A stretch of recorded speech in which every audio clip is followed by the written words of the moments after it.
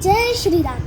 If you want to make most out of the Ram Raksha, then look at this.